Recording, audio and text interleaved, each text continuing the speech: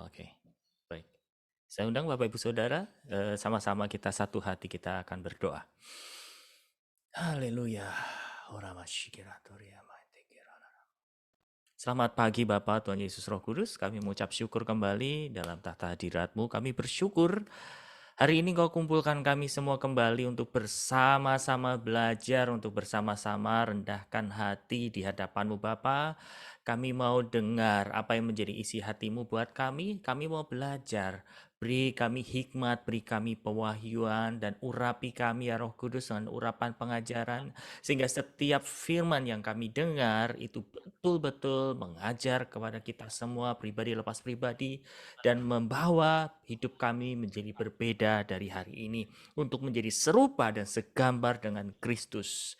Mari Tuhan, Engkau yang berdaulat penuh dari awal, Engkau yang berbicara, Engkau yang mengajar setiap kami, dan kami tahu Tuhan, Engkau sangat mengasihi kami sama seperti Bapa mengasihi Engkau, Bapa mengasihi kami, sehingga kasih-Mu itu boleh mengalir, kasih-Mu itu boleh membawa firman ini untuk masuk ke dalam lubuk hati kami yang paling dalam.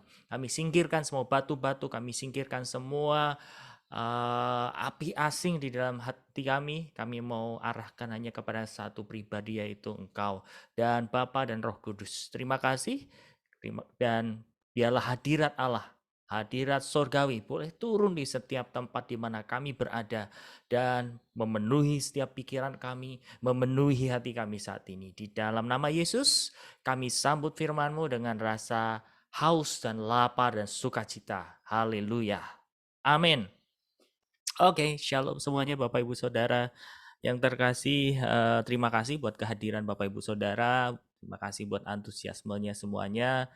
Hari ini kita akan melanjutkan tentang buku 6, yaitu bicara tentang bagaimana hidup dipimpin oleh Tuhan. Bagaimana hidup dipimpin oleh Roh. Kita sudah membahas beberapa bab yang kita sudah lewati dan baru-baru kemarin, Rabu kemarin tepatnya kita sudah selesaikan bagian yang ketiga tentang hati nurani. Ya, seperti yang sudah saya sampaikan berulang-ulang di sesi kelas saya di Senin dan Rabu, bahwa ketika kita bicara bagaimana hidup dipimpin oleh Roh, kita bisa berkomunikasi, kita bisa bersekutu dengan Tuhan, dengan Roh Kudus. Kita harus mati daging, itu sudah pasti, itu sudah harga mati. Dan selain itu kita kemarin sudah membahas tentang hati nurani, di mana hati nurani ini menjadi alat yang vital buat kita bersekutu dengan Allah. Ya, makanya kemarin membahas banyak hal tentang kondisi hati, tentang keadaan hati, bagaimana saat kita menghadapi tuduhan, bagaimana saat kita terluka, bagaimana saat kita kecewa, bagaimana kita terus belajar untuk mengkuduskan Kristus di dalam hati kita. Ya, kita banyak membahas itu semuanya dan kemarin ada beberapa yang bertanya dan sebetulnya saya belum bisa menjawab semuanya. Ya, ada beberapa poin-poin pertanyaan tentang hati nurani.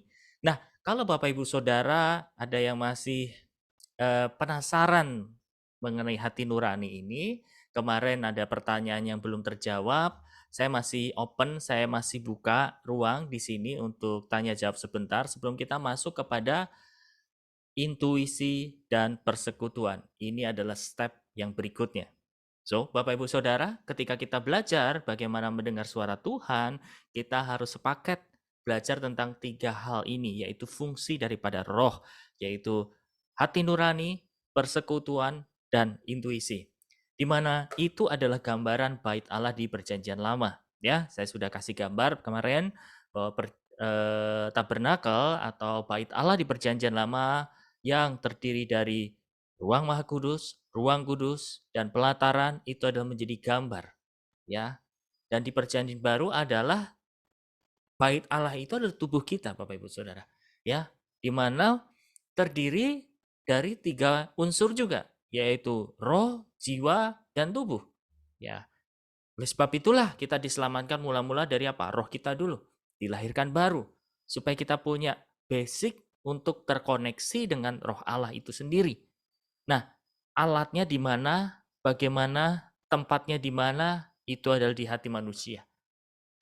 Di dalam hati manusia itu merupakan satu gambaran original tentang tabut perjanjian yang ada di dalam ruang Maha Kudus, ya. Karena nanti kita akan baca ayat-ayatnya.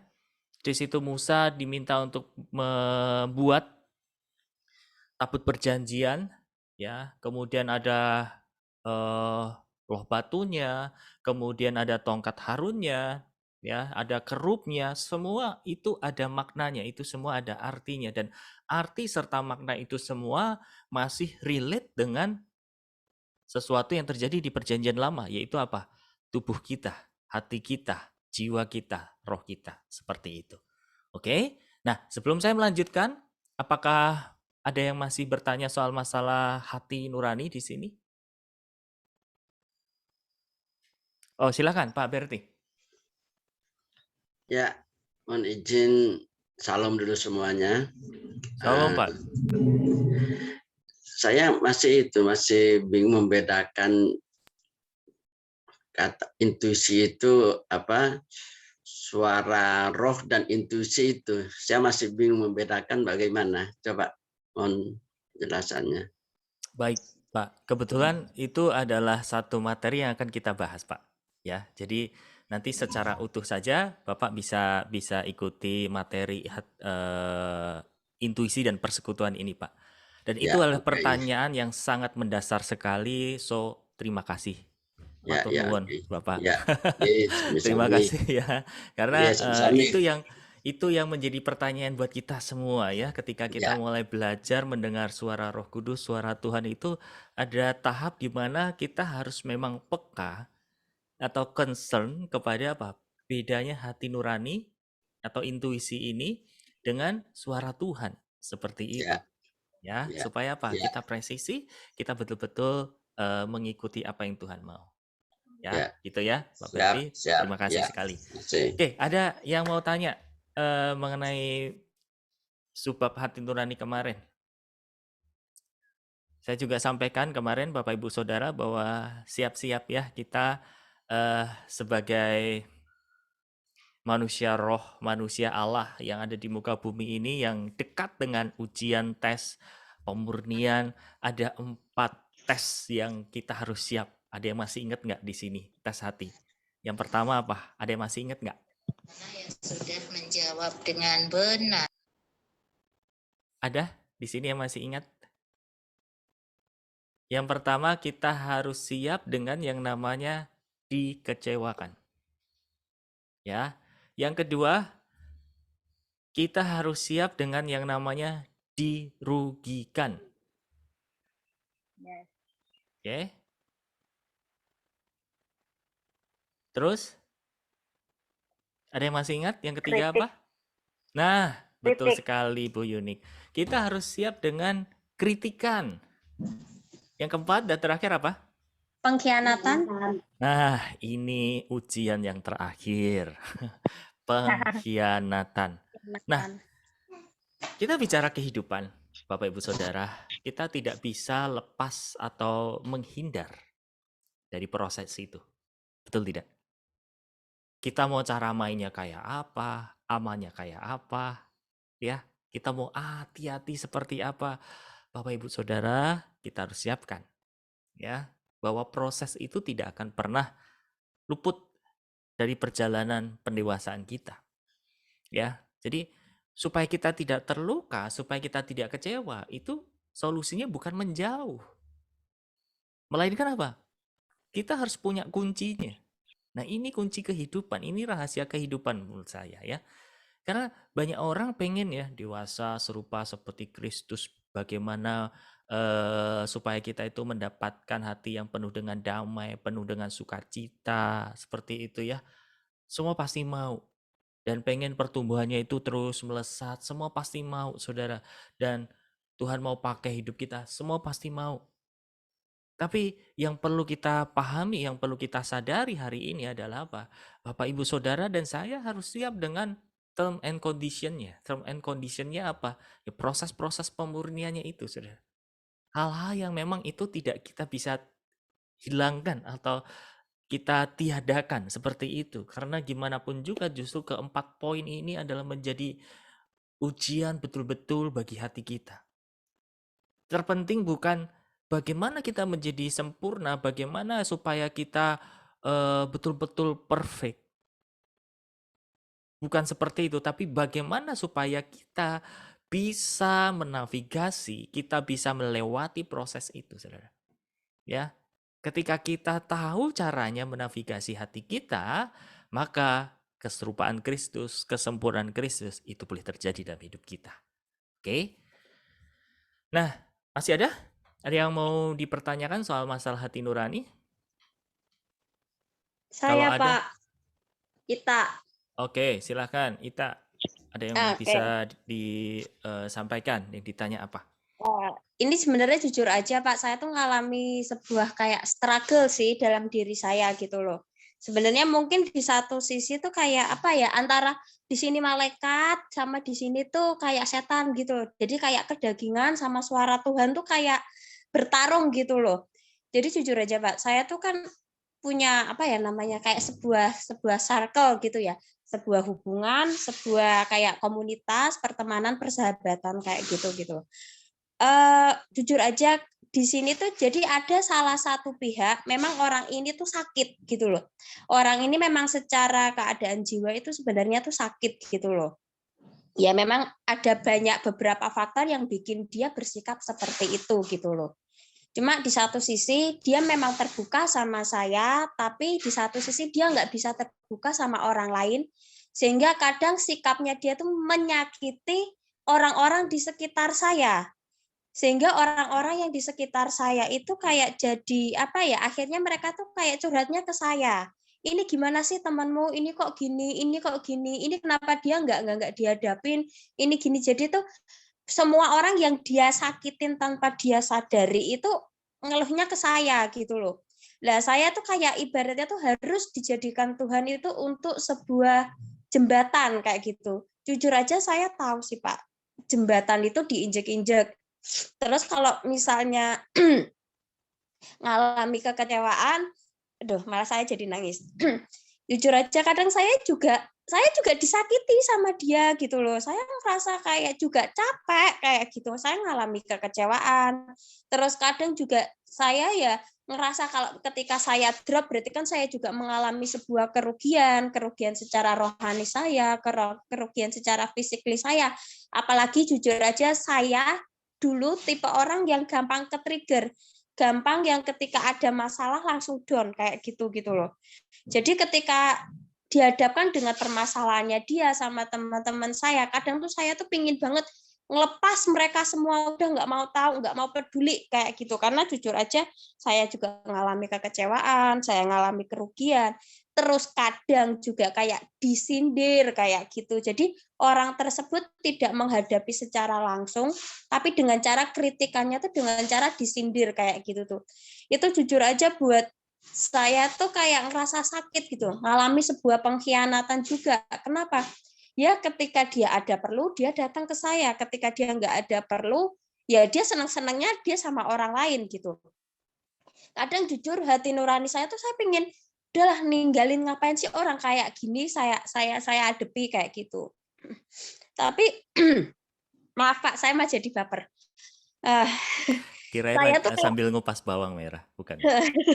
saya tuh keinget yang kasusnya Coki, yang pendeta Yere itu loh, yang Coki kena narkoba. Itu kan mereka pendeta Yere kan diundang di podcastnya Deddy Kobuser. Pendeta Yere itu cuma bilang gini, kalau aku ninggalin Coki, dia akan mati. Siapa yang mau punya teman orang model kayak dia, walaupun jujur, itu sakit, banyak harga yang harus dibayar kayak gitu kan. Itu yang benar-benar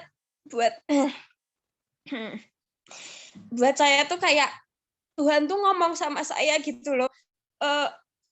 Memang sih sakit gitu loh. Tapi saya harus punya hati nurani, saya harus punya kerelaan, saya harus punya hati Yesus untuk bisa terima orang kayak gitu loh. Tapi jujur, di satu sisi kadang saya tuh punya pikiran jahat, tapi di satu sisi kadang saya nggak tega. Saya tuh kayak gitu tuh harusnya gimana gitu loh. Kadang saya jujur aja ngerasa bersalah gitu loh. Kok saya jadi sahabat yang jahat ya? Kok aku jadi sahabat yang kayak gini ya? Saya sempat bilang sama mama gini, aku tuh sahabat yang jahat nggak sih? kok kalau sama dia tuh sebenarnya jujur aja aku tuh nggak bisa percaya. Aku ketika ada masalah nggak mau cerita sama dia, tapi kalau dia ada masalah dia cerita sama aku. Tapi sikapku tuh kayak seakan-akan kayak apa ya?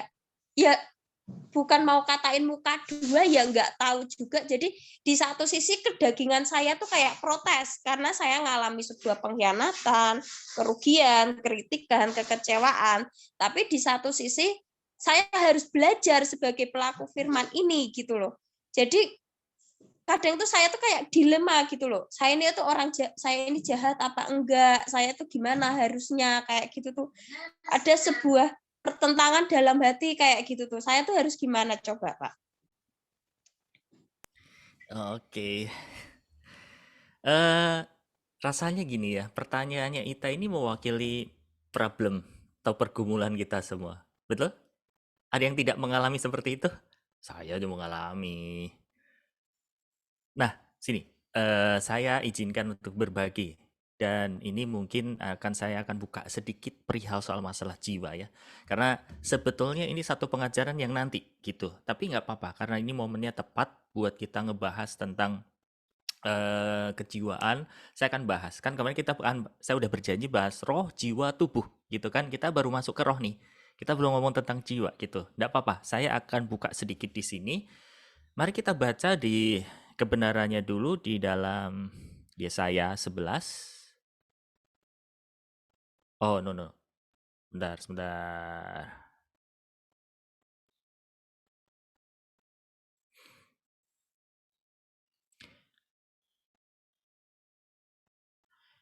Yesaya 61.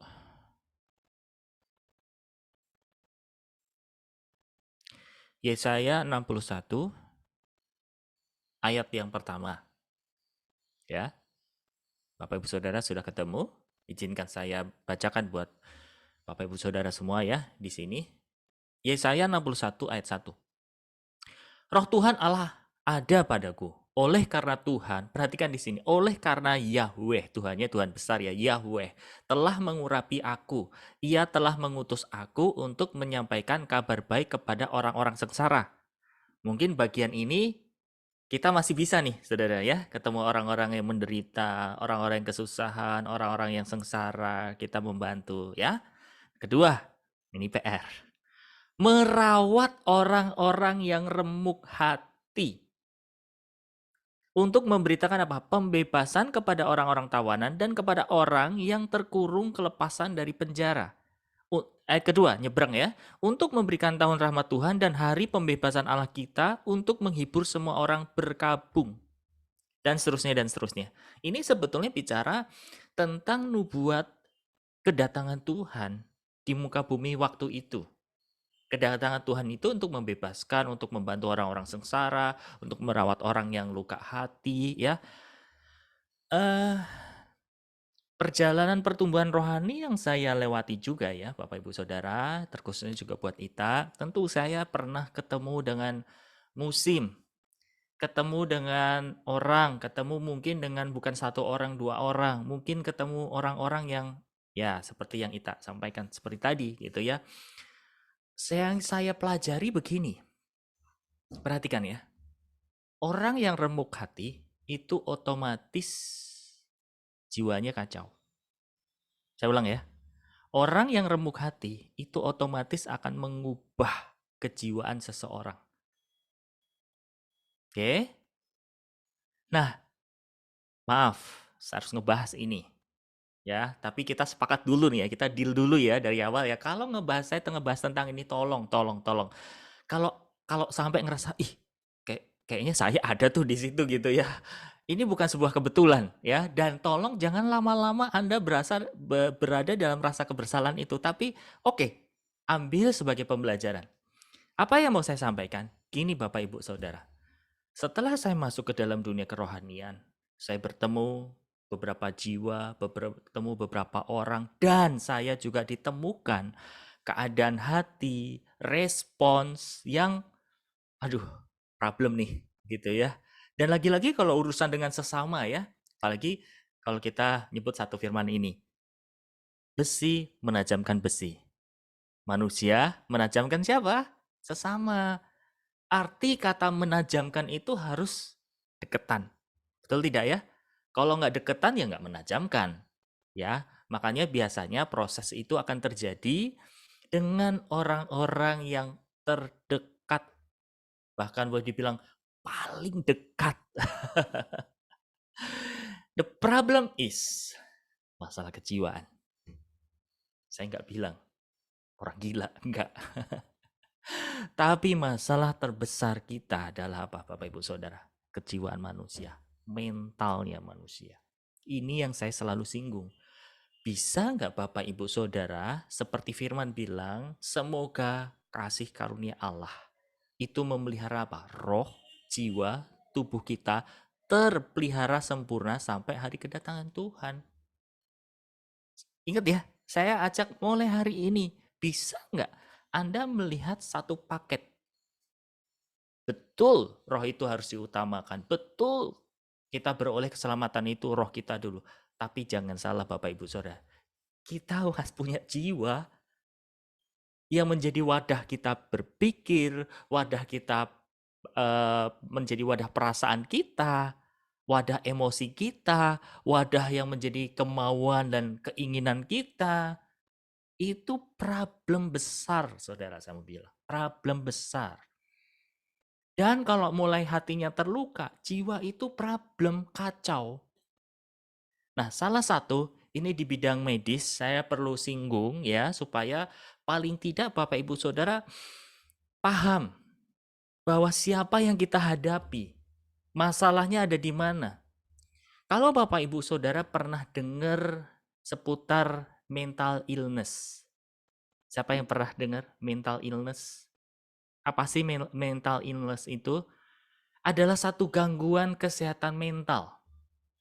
Itu kalau di dalam dunia psikolog, tahulah ya. Dunia psikologi pasti tahu. Nah, mental illness ini banyak jenisnya. Jadi saya bacakan dari artikel ya. 1, gangguan kecemasan. Yang kedua, depresi. Yang ketiga, ini ada singkatannya, ADHD, yaitu Attention Deficit atau Hyperactive Disorder. Ya, ada jenis mental illness yang paling banyak terjadi pada anak-anak dan bisa berlanjut hingga mereka dewasa. Orang dengan ADHD biasanya cenderung hiperaktif dan memiliki kesulitan dalam mempertahankan fokus pada suatu hal. Jadi kayak nggak bisa fokus hidupnya, seperti itu. Yang keempat, gangguan makan. Yang kelima, gangguan stres pasca trauma. Yang keenam adalah schizophrenia. Anda pernah dengar schizophrenia? Schizophrenia adalah jenis mental illness atau gangguan kejiwaan yang terjadi pada saat penderitanya tidak mampu membedakan kenyataan dan pikirannya sendiri. Jadi hidup di dalam halusinasi.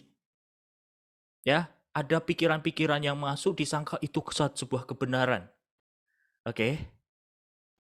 Ini yang PR banget nih, schizophrenia. Oke. Gangguan ini bisa menyebabkan penderita mengalami pemikiran yang tidak realistis. Kenapa? Karena yang terjadi di dalam imajinasi, kalau bahasa rohaninya, yang terjadi di alam roh itu yang dipercaya daripada pikiran akal sehatnya. Kira-kira seperti itu. Nah, pemikiran yang tidak realistis, halusinasi, dan sehingga mengubah perilaku. Oke. Nah, kira-kira seperti itu, saudara. Kemudian, ini contoh ya gejala-gejalanya mental illness itu. Yang pertama, sedih yang berkepanjangan. Jadi bawahnya melo terus gitu ya. Kemudian yang kedua, kesulitan untuk berpikir atau berkurangnya kemampuan untuk berkonsentrasi. Of course, karena apa? Perasaannya sangat labil. Oke. Dia sangat bermasalah, terganggu di dalam mentalnya atau emosionalnya. Yang ketiga, ketakutan, kekhawatiran, atau rasa bersalah yang berlebihan. Kalau ketakutan, kekhawatiran, rasa bersalah kita bisa mengatasi, wajar sih. Tapi kalau ini yang akhirnya mendrive, yang terus sering terjadi, dan kalau ada kekhawatiran, ketakutan itu sangat mencengkram. Nah, ini problem. Kemudian yang keempat, perubahan suasana hati yang ekstrim. Ya, terjadi mood swing. Kemudian penarikan diri dari lingkungan sosial. Artinya apa? Minder, jadi ansos, antisosial. Nah, kemudian lelah berkepanjangan. 5. Keenam, perubahan pola tidur. Susah untuk tidur. Bahkan sepanjang malam nggak bisa tidur gitu ya. Atau bahkan tidurnya minim. Kira-kira seperti itu. Kemudian ketidakmampuan dalam mengatasi masalah sehari-hari. Kenapa? Karena nggak bisa fokus. Oke. Kemudian perubahan besar dalam kebiasaan makan. Kemudian selanjutnya kecanduan alkohol atau obat-obat terlarang. Atau yang terakhir adalah muncul pikiran untuk bunuh diri. Nah, kenapa saya perlu singgung ini, saudara? Saya perlu sampaikan bahwa sasaran tembaknya iblis itu apa sih? Jiwa manusia. Jiwanya dirusak. Melalui apa? Luka hati. Sehingga membangun satu image, membangun satu pola, membangun satu karakter tidak seperti gambarnya Allah. Bapak, Ibu, Saudara, saya ajak merenungkan hal ini. Ini problem yang begitu besar. Ya, karena kalau Bapak Ibu Saudara masuk di dalam dunia pelayanan, Anda akan bertemu. Nah, sebelum bertemu dengan orang-orang yang perlu pertolongan dalam kejiwaannya, dimulai dari siapa? Dimulai dari kita. Kalau kita sebagai saksinya, kita sebagai pelayannya masih ada problem di situ, saudara. Yang ada apa? Kita akan terluka. Kalau kita terluka, kita nggak bisa bangkit, nggak bisa menyembuhkan. Kita nggak sadar penyembuh kita sudah menyembuhkan kita 2000 tahun yang lalu. Oke? Nah, memang untuk merawat hati yang remuk ini, saudara, PR. Saya pun masih belajar sampai hari ini, saudara. Tapi saya concern terhadap respon-respon di dalam emosional saya. Saya mulai fokus kepada reaksi di dalam mental saya, di dalam perasaan saya, di dalam pikiran saya. Kenapa? Itu harus sesuai dengan iman atau keyakinan bahwa Yesus sudah ada di dalam diri saya. Kalau Yesus sudah ada di dalam diri saya, otomatis harusnya mengubah semua jiwa di dalam jiwa saya dong. Betul tidak ya? Tapi itu kan memang pekerjaan kita pribadi lepas pribadi dengan Tuhan, saudara. Kalau masalah mental illness ini nggak beres, saudara, akibat karena apa? Karena si iblis melukainya. Aduh, tim rohani yang kita bentuk, bahkan kita menjadi seorang pelayan pun sekalipun, saudara. Kita menjadi pribadi yang tidak aman. Artinya apa? Kita juga mudah kegesek dengan tim pelayan yang lain. Kita sebagai hamba Tuhan mudah tersinggung. Kita menjadi hamba Tuhan juga mudah iri. Kita jadi hamba Tuhan terus bermasalah di dalam. Nah, ini yang membuat gereja Tuhan itu nggak sehat. Gitu. Nah, oke, saya mengerucut ke pertanyaannya Ita. Saya nggak tahu, mungkin orang di dalam circle-nya Ita tadi posisinya di mana. Tapi yang jelas gini ya, orang yang luka hati, perhatikan, orang yang luka hati tanpa dia sadari, dia akan melukai orang di sekelilingnya. Sebab apa? Nggak sinkron, jiwanya nggak sinkron, saudara. Ya, dia butuh dipulihkan, dia butuh disembuhkan, tapi dia masih membawa luka itu dan tanpa disadari apa yang dia ucapkan atau bahkan perkataan-perkataannya ini yang disampaikan itu bisa melukai orang-orang sekelilingnya. Bahkan orang yang niatnya mau nolong itu bisa kena. Nanti satu step berikutnya ya, saya ajak Bapak Ibu Saudara, saya mau sharing tentang bagaimana membaca orang. Tanda petik membaca ya. Membaca ini bukan bukan menelanjangi, oh di dalam dirimu ada roh ini. Betul, itu satu sisi iya. Tapi lebih kepada membaca kepribadian orang. Tujuannya apa sih? Supaya kita tuh bisa ngukur. Oke, Yang saya hadapi, dia punya problem ini. Kalau dia problem ini, berarti anti saya ngomong begini. Kalau saya menghadapi tipe seperti ini, oh saya nggak bisa to the point. Saya harus merendahkan hati, saya harus pelan-pelan, saya harus menerima orang ini dulu. Oh, saya ketemu orang yang dominan. Nggak bisa kita main di bawahnya. Ketemu orang dominan, ketika Bapak Ibu Saudara harus ditempatkan di sana, Anda yang pegang kendali. Karena kalau kita terus lemah, kita sendiri akan capek. Seperti itu kira-kira.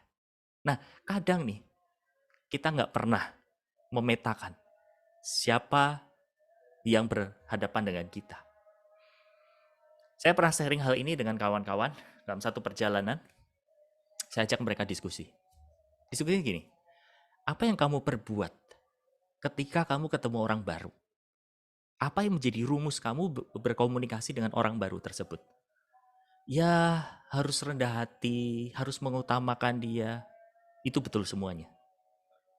Baru saya ngomong gini, pernah nggak kalian perhatikan siapa yang bertemu dengan kamu pelajari dia. Orang ini tipenya kayak apa sih? Supaya apa? Kita tahu harus berhadapan, kita tahu harus mensikapinya seperti apa. Kita tahu mengarahkan orang ini seperti apa. Kita tahu cara mengimbanginya seperti apa. Gitu saudara. Ya, karena kalau enggak kita main hajar terus, kita nggak pernah tahu siapa yang berhadapan dengan kita. Asal kita pokoknya ya karakter saya pokoknya keras, saya harus pokoknya tegas. Maka apa yang terjadi? Banyak orang yang terluka. Betul tidak? Atau bahkan sebaliknya. Oh kita lembut terus gitu ya. Oh iya nggak apa-apa. Oh iya nggak apa-apa. Oh iya nggak apa. Nggak bisa juga ketemu orang dominan habis. Kita akhirnya apa? Nerima terus, tapi nggak mendisiplinkan. Kira-kira seperti itu. Ya, tapi secara keseluruhan gini ya, buat Ita yang tadi bertanya, apa yang harus kita lakukan? Pertama-tama justru gini, belajar dari dalam ya. Ketika kita diperhadapkan dengan siapapun itu, sebetulnya Tuhan sedang ngasih cermin loh sama kita. Ini loh, Gus, kamu masih punya masalah, kamu masih punya problem. Untuk navigate kamu difitnah, kamu dilukai, kamu dikecewakan, kamu ikut-ikutan kecewa. Oke, temukan poinnya dulu, ya kan? Jadi di list. Kalau kita udah mengalami seperti itu, baru datang sama Tuhan, bawa Tuhan. Aku mengalami luka nih Tuhan. Apa yang harus kuperbuat? Nah dari situlah saya percaya pelan-pelan nanti kita akan dibawa untuk yang istilahnya yang sering saya pakai adalah apa? Menavigasi, mengarahkan. Ini seni sih. Jadi nggak ada rumus pasti harus gini harus itu, ya. Navigasi itu adalah satu seni untuk apa, saudara? Menghadapi sikap mental atau emosi seseorang yang unik. Nggak bisa selamanya kita lembut, iya terus, terima terus, nggak bisa. Tapi nggak bisa juga kita main tegas terus, kasar terus, pokoknya to the point, nggak bisa. Harus ada seninya itu. Namanya seni itu nggak punya ukuran yang pasti gitu ya, rumus yang pasti. Jadi kita tahu kapan kita harus mundur satu step, maju lagi. Atau tarik dulu, baru kita ulur. Kita ulur, baru kita tarik. Nah itu yang tadi saya bilang, itu adalah satu seni. Ya, jadi bagaimana menghadapi orang-orang seperti ini, apalagi di dalam circle, di dalam kehidupan kita. Yang pertama itu tadi ya, coba mirroring, bercermin, apa-apa saja yang perlu memang kita develop. Yang kedua, yang kemarin kita bahas, hati nurani yang murni. Ini penting. Pentingnya apa? Seperti tadi saya bilang, kalau orang udah terluka sama kita nih, apapun yang kita perbuat, pasti salah. Pasti. Betul nggak? Apa yang kita lakukan, itu di hadapannya nggak selalu baik. Jadi pentingnya di sini adalah apa? Kita terus dengan hati yang tulus, hati yang murni. Udah, aku melakukan ini. Ini betul-betul dari kedalaman hatiku yang tulus buat kamu. Tapi kalau kamu masih berkata begitu, ya sudah, aku terima dulu. Kita sama-sama berperkara ya. Ada hal-hal yang apa ya? Kadang nggak bisa disamaratakan. Kalau misalnya ya, kalau kita ketemu bener-bener jiwa yang udah hancur, orang yang udah remuk, nggak bisa kita samakan dengan orang yang normal. Tahu maksud saya ya? Kadang kita ketemu satu peristiwa, satu kondisi yang abnormal. Di mana kita harus mundur satu langkah. Kalau kita nggak bisa mengasihi secara langsung, secara direct, nggak bisa, kita rubah caranya dengan apa? Mengasihi dengan cara lain di tempat yang berbeda. Tahu maksudnya? Artinya apa?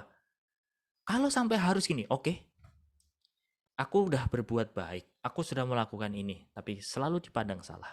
Baik, mulai mundur satu langkah, tapi tetap kasihi orang ini dengan cara yang berbeda. Misalnya cara yang berbeda itu apa? Mengasihi, mendoakan, ya, atau memperhatikan. Nggak perlu mungkin orangnya tahu. Kira-kira seperti itu. Ya. Jadi mungkin ini yang bisa saya sampaikan ke Ita. Jadi yang pertama tadi adalah apa? Coba mirroring ya. Proses itu terjadi bukan untuk orang yang kamu sedang hadapi, tapi buat diri kamu sendiri. Yang kedua, tetap dengan hati yang tulus. Yang ketiga, mulai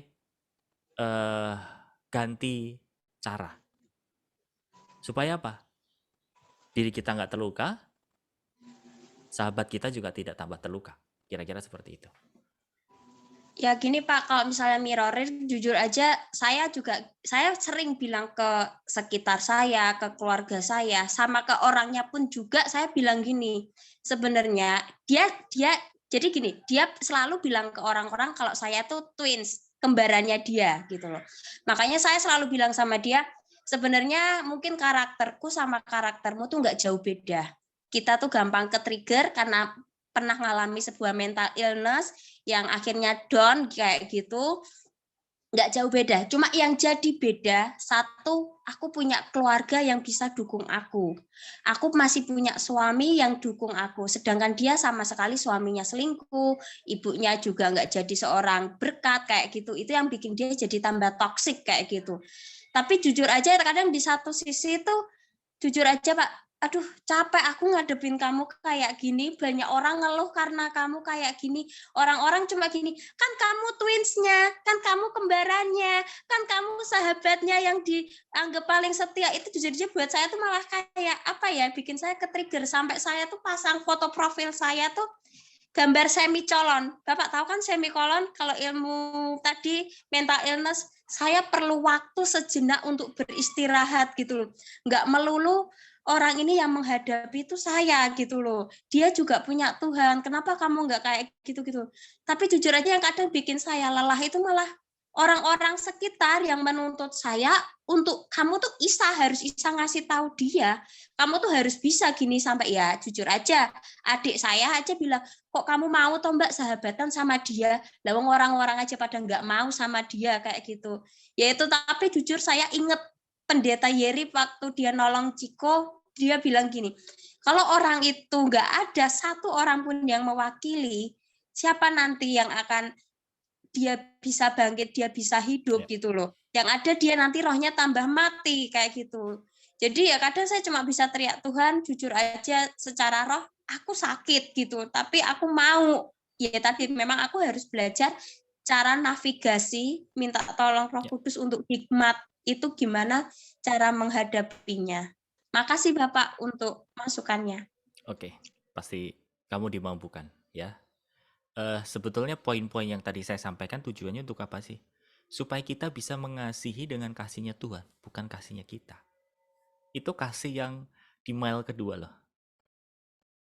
Kasih yang mile pertama adalah ya udah kita nerima ya, kita bisa dengan biasa gitu ya. Nah, kasih yang di mile kedua adalah kasih supranatural. Kasih natural adalah kasih yang mengampuni sesama. Kasih supranatural adalah kasihnya Allah. Kita nggak sanggup sebetulnya. Tapi kalau kitanya habis nih, kitanya totally surrender, kasihnya dia muncul. Kok kamu bisa sih ngadepin orang begini? Bukan saya, tapi Tuhan yang mampukan. Gitu. Nah, Tuhan tuh mau Bapak Ibu Saudara, Anda hidupnya dipakai Tuhan seperti itu. Tapi tolong renungkan. Tolong renungkan. Apa yang tadi saya sampaikan, saya ngalamin. Bahkan mungkin sampai detik ini, saya masih berperkara dengan hal-hal tertentu yang terus di-develop, terus dibangun sama Tuhan. Supaya apa? Karakternya Kristus ada. Tapi apa yang tadi saya sampaikan, saudara, mungkin ya, hampir semua orang mengalaminya. Oke? Nah, yang terpenting apa? Itu tadi. Kalau kita udah ketemu kasihnya Allah nih ya, selesai sebetulnya. Kita tahu bahwa kita dikasihi. Tapi kan kadang gini loh, iman atau kesadaran bahwa kita adalah orang yang dikasihi Tuhan baru berhenti di dalam teori. Baru berhenti di dalam satu pengakuan. Belum total mendarah daging di dalam emosi kita. Kalau itu sudah mendarat mendarat dengan baik di dalam emosi kita, saya percaya. Kita mau ditunjuk-tunjuk, kita mau difitnah, ya sempat luka mungkin ada. Tapi kita bisa langsung mendrive hati kita untuk apa? Tidak memilih terluka. Karena apa? Kita sadar, kita tahu kamu bermasalah di situ. Seperti itu. Jujur, dulu selama saya masih struggle banget, ya, saya masih bergumul banget. Aduh, lelah. Apakah saya pernah ketemu dengan orang yang mental illness? Pernah. Bukan satu orang. Mungkin bukan 2 orang. Bahkan yang benar-benar toksik adalah apa, saudara? Ada nih yang saya layani, perempuan.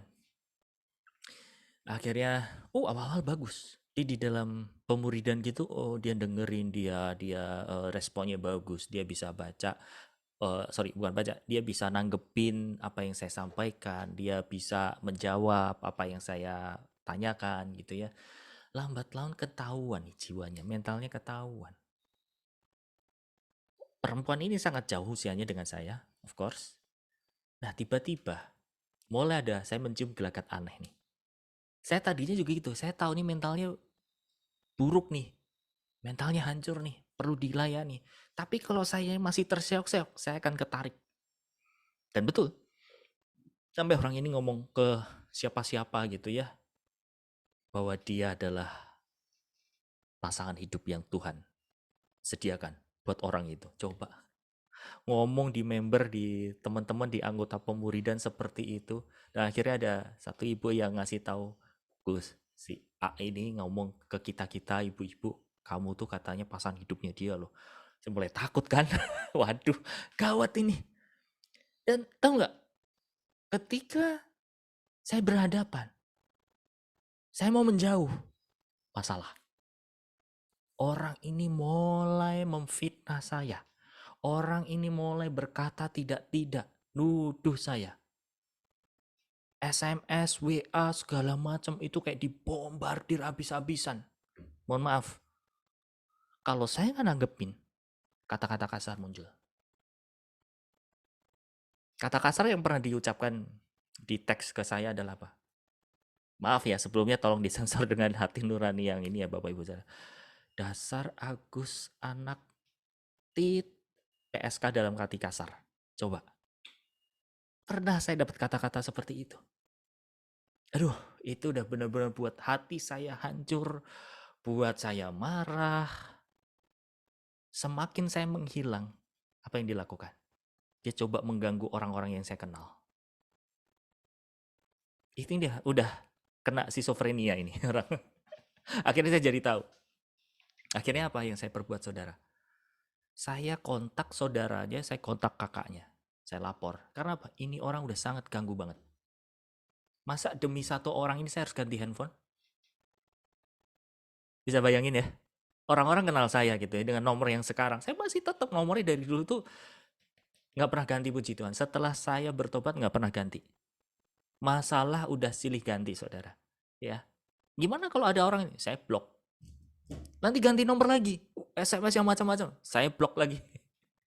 Jadi capek ngeblok. Sampai akhirnya istri saya bilang, kamu tuh terluka loh.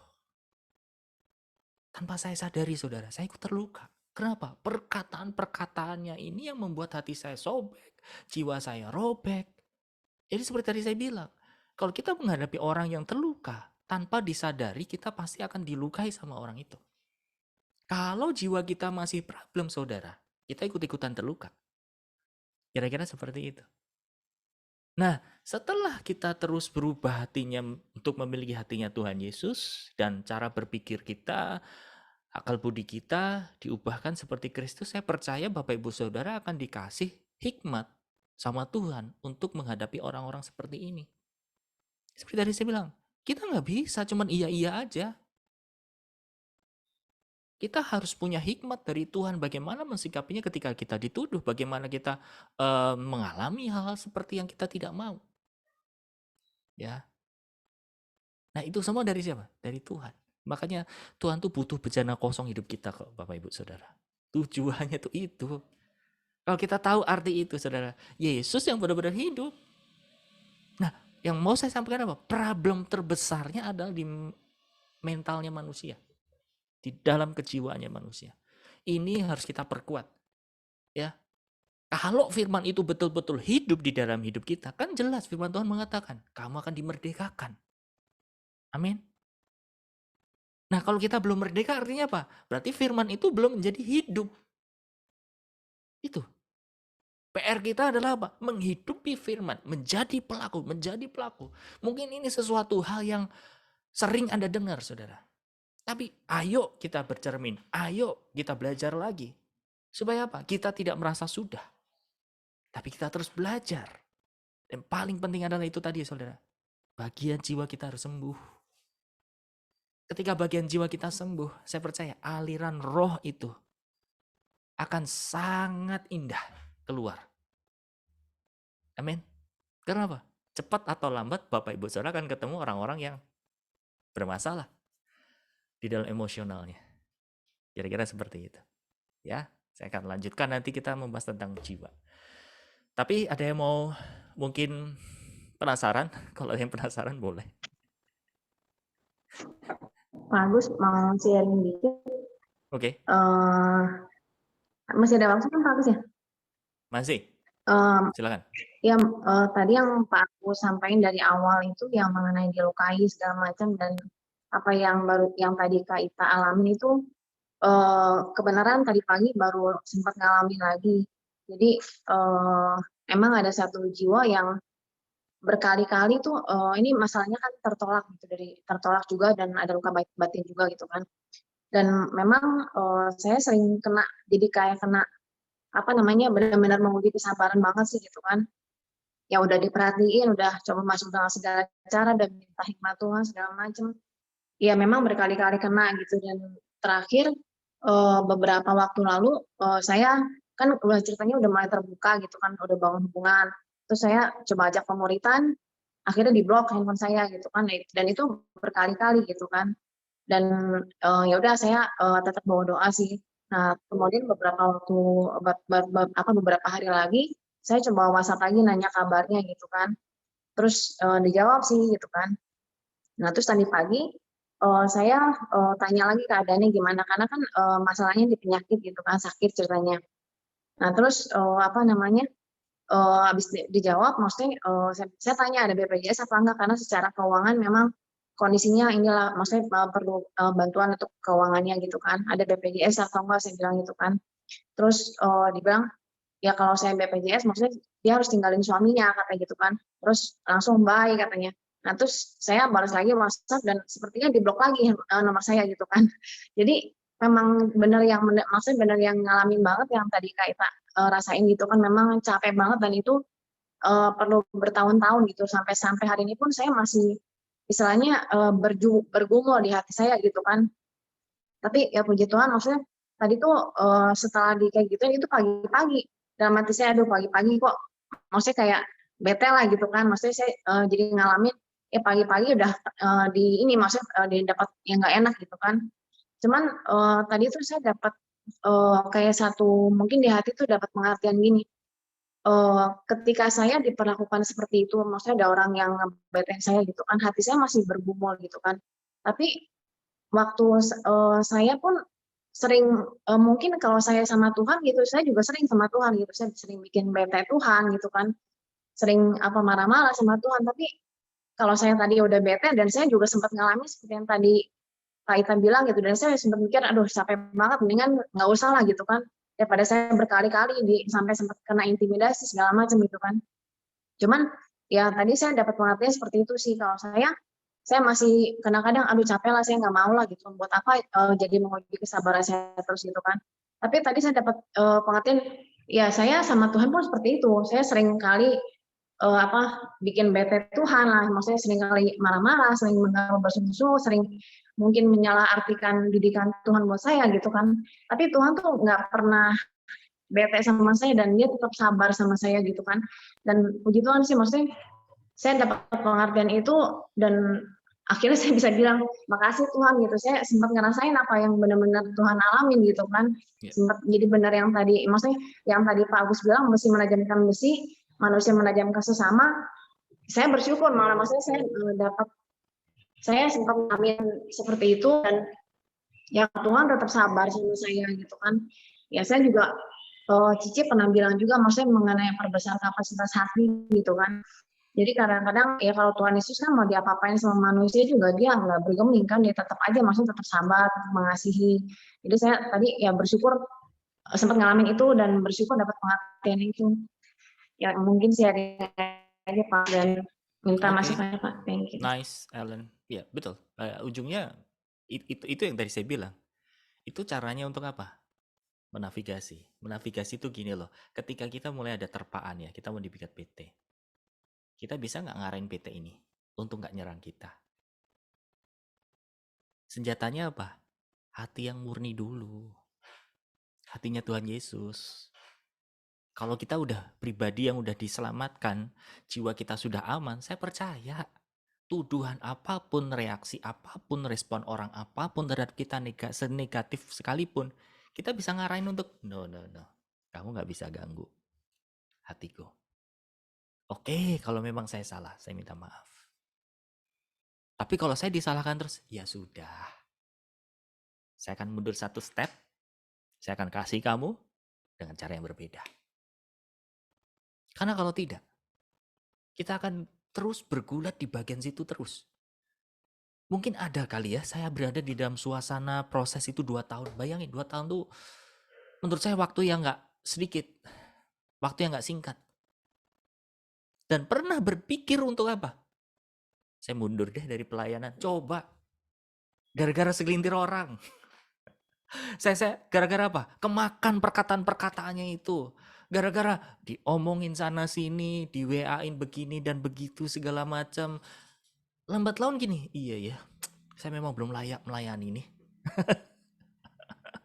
Saya pernah konseling sama mentor kami, bilang, Pak Bu, kami tuh lagi ngalamin begini, lebih baik udah deh, kami mau break dulu deh, kami mau semedi dulu, tanda petik ya istilahnya apa, kami mau sabatikal dulu leh. Dia bilang enggak, kamu harus jalan. Kadang ya kita niatnya tulus nih ya, kita mau berbagi firman, tapi kadang-kadang buat orang yang membenci kita, terluka sama kita kayak kesindir. Nah ini nih, si Agus nih mulai ngomongin saya. Ini nih, si Ellen ngomongin saya. Bisa loh begitu.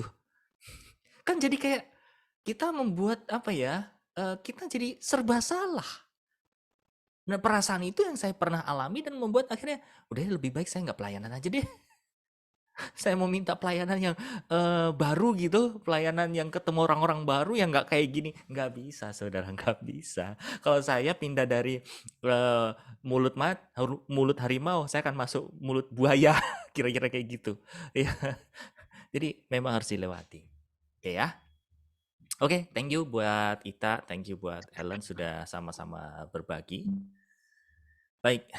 Kita akan masuk materi ya. Nanti kalau ada yang penasaran lagi, sabar saja, kita akan membahas itu di dalam masalah jiwa manusia. So hari ini kita akan melanjutkan tentang intuisi dan persekutuan. Nah, seperti tadi sudah saya singgung, saudara, ya, bahwa nih gambaran tabernakel. Saya bacakan ya. Tabernakel atau bait Allah adalah rumah Allah yang terdiri dari 3 bagian, yaitu ruang Maha Kudus, ruang kudus, dan halaman, yang menggambarkan tubuh kita yang terdiri juga 3 bagian, yaitu roh, jiwa, dan tubuh. Dalam ruang Maha Kudus sendiri terdapat namanya tabut perjanjian.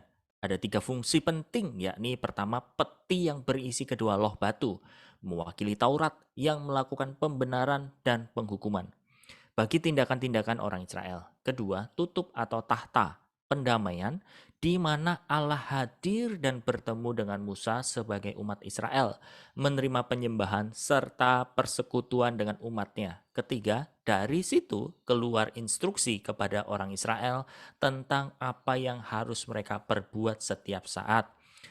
Roh orang percaya juga mempunyai 3 fungsi. Pertama, bagian hati nurani, ini yang kita kemarin bahas, yang menyalahkan atau membenarkan tindakan-tindakan Anda.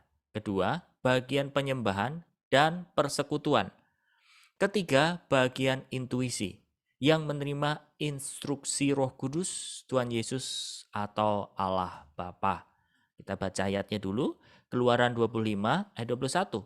Haruslah kau letakkan tutup pendamaian itu di atas tabut, dan dalam tabut itu engkau harus menaruh loh hukum yang akan kuberikan kepadamu. Dan di sanalah aku akan bertemu dengan engkau, dan dari atas tutup pendamaian itu, dari antara kedua kerup yang di atas tabut hukum itu, aku akan berbicara dengan engkau tentang segala sesuatu yang kuperintahkan kepadamu untuk disampaikan kepada orang Israel. Nah, saya tambahin 1 ayat, kita baca sama-sama. Di dalam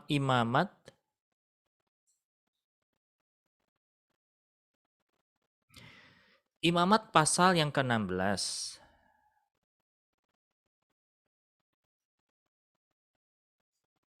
Imamat pasal 16 ayat 13, 14. Mungkin salah seorang bisa membantu untuk membacakannya. Imamat pasal yang ke-16 ayat 13 sampai 14. Saya, Pak. Silakan, Bu. Kemudian ia harus meletakkan ukupan itu di atas api yang di hadapan Tuhan, sehingga asap ukupan itu menutupi tutup pendamaian yang di atas hukum Allah, supaya ia jangan mati. Lalu ia harus mengambil sedikit dari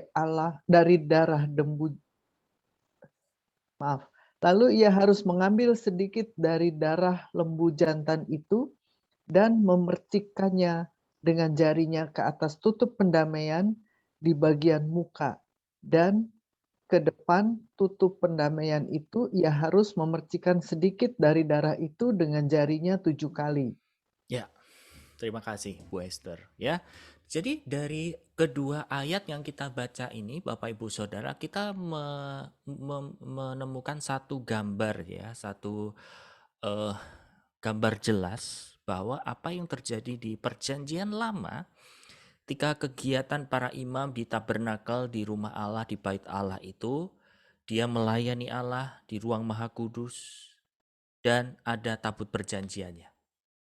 Nah, di dalam tabut perjanjian, di situ di dalamnya ada loh batu dan tongkat Harun yang sudah bertunas. Kemudian tutupnya itu, tutup tabut perjanjian itu, ya, ada 2 kerup yang berhadap-hadapan.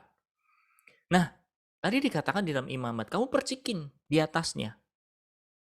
Nah, itu kan sebenarnya gambaran daripada apa? Hati nurani kita, saudara. Yang kemarin saya sudah bahas. Ketika hati nurani kita itu rasanya berisik banget, kayak nuduh banget karena kita mungkin lagi nggak perform, mungkin kita lagi nggak lurus, kita mungkin habis ngomongin orang, hati kita mungkin lagi terluka, kita mungkin lagi berat hatinya. Kita boleh minta sama Roh Kudus supaya apa? Membasuh hati nurani kita dengan apa? Darah. Supaya apa?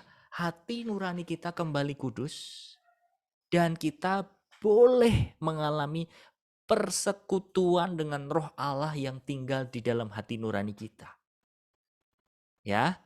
Dan dari tempat yang sama akan keluar instruksi. Tadi bahasannya di dalam Alkitab seperti itu. Nah, kalau di dalam kehidupan kita Bapak Ibu Saudara, dari hati nurani kita lah akan muncul apa? instruksi atau perkataan-perkataan Tuhan, perkataan Roh Kudus di dalam hati nurani yang sama. Jadi di sini Bapak Ibu Saudara, buat Bapak Ibu Saudara yang masih bingung suara Tuhan tuh kayak apa segala macam, mirip kok sebetulnya suara yang Anda dengar di dalam hati nurani. Cuma nanti kita akan lebih ke dalam belajar untuk membedakan mana sih itu suara hati nurani sendiri dan mana itu suara Tuhan. Seperti tadi Pak Berti sampaikan pertanyaannya. Kita akan masuk ke sana lebih dalam. Tapi yang jelas Saudara, kalau dikatakan aku bersekutu di dalam roh, artinya apa? Aku berdoa di dalam roh. Itu dilakukannya di mana? Di hati nurani. Ya. Mungkin itu tidak terlihat. Tapi ingat, hati nurani kita, Saudara, harus kita betul-betul jaga. Karena kalau hati nurani kita nggak benar nih Bapak Ibu Saudara, yang ada apa?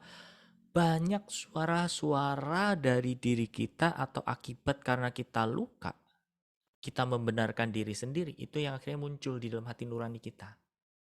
Atau penghakiman-penghakiman muncul di dalam hati kita. Sehingga apa? Suara yang keluar dari hati nurani atau instruksi dari Tuhan, itu campur aduk. Ya. Atau bahkan dimanfaatkan oleh lukanya kita, motivasinya kita karena kita nggak tulus. Kita bisa memanfaatkan orang-orang atas nama kata Tuhan. Ini yang problem, ini yang menjadi masalah. Oke ya, jadi kebenarannya pertama awal-awal adalah apa? Bapak Ibu Saudara harus lahir baru dulu, of course. Oke, yang kedua, minta hati yang baru. Setelah Anda sudah lahir baru dan minta hati baru, coba belajar. Tentu dengan apa? Baca Alkitab ya. Jadi hukum wajib Saudara. Kalau Bapak Ibu Saudara rindu dengar-dengaran dengan Tuhan, hukumnya wajib rajin baca Alkitab. Kenapa? Karena Alkitab itu yang akan menjadi apa, Saudara? Menjadi barrier, menjadi benteng, menjadi perlindung. Untuk apa? Untuk ngecek ini benar nggak ya dari Tuhan? Seperti itu. Ya. Nah, mulai sekarang praktek, belajar. Kalau Anda berdoa, ini saya ambil contoh doanya doa pribadi ya. Bedakan dengan doa syafaat. Doa pribadi. Ketika Anda mulai berdoa pribadi, coba ngobrol dua arah. Caranya gimana? Mula-mula Anda bisa awali dengan apa? Mengucap syukur dulu. Tuhan, terima kasih untuk hari ini. Terima kasih untuk nafas kehidupanmu. Terima kasih untuk damai dan sukacitamu. Nah, baru sampaikan apa yang Anda alami saat itu, Saudara. Mulai terbuka. Tuhan, kenapa ya? Hatiku berat banget hari ini untuk berdoa, gak seperti biasanya. Setelah Anda bertanya seperti, coba diam. Dengerin. Yang keluar dari intuisi, yang keluar dari hati nurani Anda, apa coba? Nah, begitu ada muncul suara, misal suaranya begini. Kamu terlalu banyak menerima beban-beban orang. Oke. Kalau gitu ampuni aku Tuhan. Aku mau lepaskan beban-beban orang ini. Orang-orang yang aku layani aku lepaskan. Di dalam nama Yesus. Aku mau dengar Tuhan. Engkau berbicara ke dalam hidupku. Apa yang harus kulakukan hari ini? Atau engkau mau ngomong apa? Nah, mulai Bapak Ibu Saudara. Ya, belajar ke situ. Nah, untuk awal-awal penting sekali untuk Anda belajar catat. Entah catat di handphone, di kertas. Supaya apa? Anda bisa nguji apa yang Anda dengar di hati nurani itu dari Tuhan atau enggak. Dan kalau Anda lagi belajar untuk nguji, tolong Anda butuh partner. Supaya apa?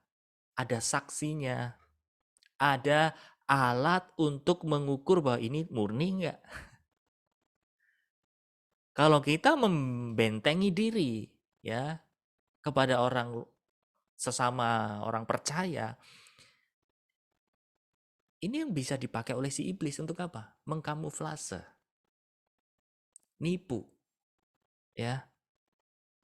Karena kita punya masalah trust issue sama sesama gitu ya.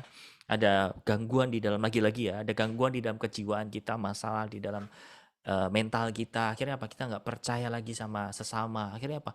Udah yang penting aku denger Tuhan ngomong langsung aja deh. Yang penting Tuhan, yang penting Tuhan. Tapi tunggu dulu. Ini harus relevan atau harus sinkron dengan buahnya, saudara. Ya, intinya gini. Sesuatu yang dari Tuhan itu pasti Anda akan siap diuji. Atau gini, sesuatu yang dari Tuhan itu pasti murni. Sesuatu yang murni itu pasti akan siap diuji. Coba pegang. Tapi kalau tidak berani diuji, tidak berani dimurnikan, something wrong. Ya, belajar ya Bapak Ibu Saudara ya. Kan saya katakan kemarin-kemarin ya, orang yang tahan uji adalah orang yang apa? Orang yang mau diuji, orang yang mau dites. Ya, orang yang murni adalah orang yang tahan uji. Orang yang tahan uji adalah orang yang mau diuji. Kalau Anda terbiasa atau berani atau mau diuji, saudara, saya percaya Anda akan punya kehidupan yang tulus. Amin. Ya, sehingga ketika Anda dikoreksi, Anda mendapat satu masukan dan lain sebagainya, Anda terima dengan hati yang tulus, ya. Anda punya hati yang bisa nerima. Oh ya udah, kalau memang begini. Tapi nerimanya bukan ngambek loh ya, beda. Katanya iya, tapi apa rasanya ngambek. Ya udah deh, gini. Terserah. Siapa yang sering begitu selain saya? Saya sering dikoreksi melalui hubungan suami istri gitu. Ya, kalau udah nggak ada kecocok ya, nggak ada perbedaan gitu ya, saya udah paling ya udah deh terserah kamu gitu. Ya terserah iya atau enggak, ya udah terserah gitu. Tapi terserahnya nggak ikhlas, ngambek. Berproses sudah, berproses. Jujur itu berproses. Tapi dari situ kita bisa belajar ya kemurnian lagi. Oke, kita lanjutkan berikutnya. Roh Kudus yang mengajar.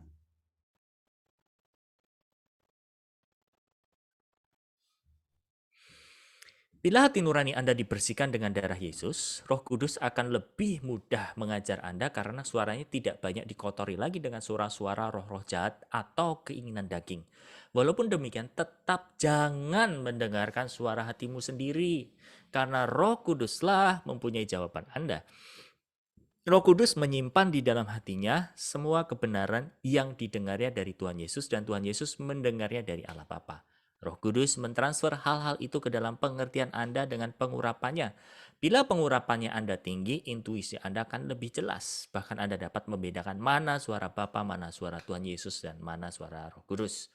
Ayatnya, Yohanes 14 ayat 26. Tetapi penolong, yaitu Roh Kudus, yang akan diutus oleh Bapa dalam namaku, Dialah yang akan mengajarkan segala sesuatu kepadamu dan akan mengingatkan kamu akan semua yang telah kukatakan kepadamu. Yohanes 16 ayat 13, tetapi apabila ia datang, yaitu roh kebenaran, ia akan memimpin kamu ke dalam seluruh kebenaran, sebab ia tidak akan berkata-kata dari dirinya sendiri. Tetapi segala sesuatu yang didengarnya itu, ialah yang akan dikatakannya, dan ia akan memberikan kepadamu hal-hal yang akan datang. Ia akan memuliakan aku, sebab ia akan memberitakan kepadamu apa yang diterimanya dari aku. Segala sesuatu yang Bapa miliki adalah milikku, sebab itu aku berkata, ia akan memberitakan kepadamu apa yang diterimanya dari aku. 1 Yohanes 2 ayat 27, sebab di dalam diri kamu tetap ada pengurapan yang telah kamu terima dari Dia. Karena itu, kamu tidak perlu diajar oleh orang lain, tetapi bagaimana pengurapan yang mengajar kamu tentang segala sesuatu, dan pengajarannya itu benar, bukan dusta. Dan sebagaimana ia dahulu telah mengajar kamu, demikianlah hendaknya kamu tetap tinggal di dalam Dia. Nah, ini merujuk kepada pertanyaan, jangan dengar suara hati dirimu sendiri. Nah, kita mulai masuk ke sini, saudara.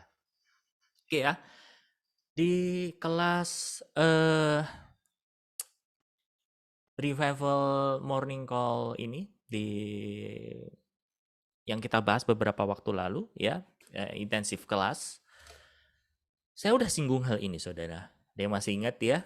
Ingat, suara hati kita Ada 3 sumber. Yang pertama sumber dari siapa? Bisa dari diri sendiri. Yang kedua dari siapa? Memang dari Roh Kudus. Yang ketiga dari siapa? Iblis. Iblis bisa mengakses hati kita? Bisa. Kalau hati kita tidak jaga dalam kondisi yang kudus, dalam kondisi yang murni, dia bisa mengakses. Dan itu yang dilakukan oleh iblis kepada Adam dan Hawa. Dia akses hatinya. Karena apa? Kedagingan. Karena membuka celah. Sehingga iblis bisa mengakses dan menaruh hal-hal yang tidak kudus. Hal-hal yang tidak berasal dari Tuhan, saudara. Oke ya, dari 3 suara. Pertama, kita bahas dari suara diri sendiri dulu deh. Suara dari diri sendiri itu pasti banyak unsurnya dari ego. Dari si aku. Oke, si aku ini biasa bicara soal masalah apa? Biasa bicara soal masalah pride. Bicara soal masalah harga diri. Ya. Ego itu pasti akan bicara tentang hak. Diri sendiri itu pasti bicara tentang keinginan-keinginan atau motivasi. Oke ya. Jadi, kalau kita datang sama Tuhan, misalkan ya, kita datang dengan hati yang luka gitu. Tuhan, hatiku tuh luka, Tuhan. Kenapa aku harus mengalami ini? Kenapa aku harus dituduh? Perhatikan di sini. Kalau yang saya dengar kayak gini nih, biarkan. Nanti waktuku yang akan membalas orang itu. Yang kedua, dengan keadaan yang terluka, suara di hati kita muncul seperti yang pertama itu tadi ya. Biarkan, nanti waktuku yang akan membalas. Yang kedua, gini, suaranya muncul. Ampunilah. Karena aku sudah mengampunimu. Nah, perhatikan saudara, suara satu yang kedua kan mirip-mirip nih. Ya kan? Yang pertama, tenang, waktuku yang akan membalas. Yang kedua, sudah ampuni. Kamu pun diampuni waktu kamu juga bersalah kok. Kira-kira suara yang dari Tuhan yang mana nih, saudara? Coba kita diskusi. Yang kedua, oke, kenapa yang nggak pertama? Coba, why? Kenapa nggak yang pertama? Karena kalau yang pertama ini nanti Tuhan sendiri yang akan membalas, berarti masih ada sedikit tanda kutip. Nah, betul. Iya. Even gini ya, meskipun saudara, meskipun di dalam Alkitab juga ada kan berkata ya, Tuhan yang akan membalas semua ketidakadilan segala macam. Tapi karena hati kita terluka, akhirnya apa? Memakai kebenaran-kebenaran itu untuk membenarkan diri kita. Ya. Jadi harus benar-benar kita uji, harus benar-benar kita mulai seleksi nih. Oke, itu suara dari hati diri sendiri. Kemudian mungkin ada suara hati yang model-modelnya kayak kita kepingin banget gitu ya, ganti mesin cuci. Wah, ini udah repot banget ini mesin cucinya. Berdoa, Tuhan mesin cuciku rusak, Tuhan ini udah gak enak.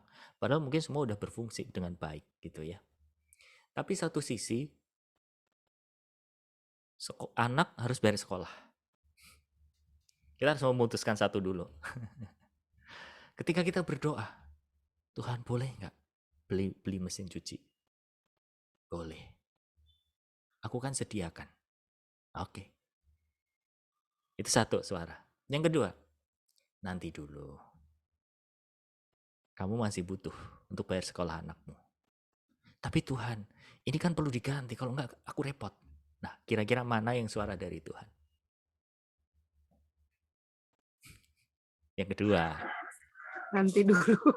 Kenapa nggak pertama? Kan duitnya udah ada. karena Ya. ada yang lebih utama. Nah, artinya apa? Yang dari Tuhan juga pasti bijak. Diutamakan yang paling penting, Pak. Betul, yang dari Tuhan tuh pasti juga mikirin di sekeliling Utamakan yang kita, paling penting. saudara. Yang dari Jangan Tuhan sampai itu pasti akan selfless. Ngerti nggak? Yang dari Tuhan itu pasti akan apa? Menyangkal diri. Menyangkal daging, saudara.